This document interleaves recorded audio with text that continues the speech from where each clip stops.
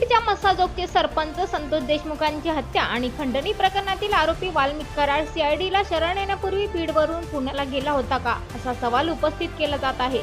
त्या बाबतीत पुष्टी देणारे 3 अलिशान गाड्यांचे सीसीटीव्ही फुटेज समोर आले आहे। 30 डिसेंबरच्या रात्री सोलापूर धुळे राष्ट्रीय महामार्गावर 3 अलिशान गाड्यांमधून आरोपी पुण्याला गेल्याची चर्चा आहे। बीडच्या मांजरसुंबा येथे एका हॉटेलवर जेवण केलं, तसंच एका पेट्रोल पंपावर गाडीत डिझेल भरलं। याच गाड्या धाराशिव जिल्ह्यातील पारगाव टोलनाका येथे रात्री 1:36 पास झाल्या। या गाड्यांमध्ये बसून आरोपी पुण्याला गेल्याची चर्चा आहे। तसंच याच आलिशान गाड्यांनी आरोपींना फरार होण्यास मदत केली असावी अशी शक्यता आहे। पाषाण येथे सीआयडीच्या ऑफिसला शरण येताना ज्या गाडीतून वाल्मिक कराड आला ती गाडी याच ताफ्यातील होती का?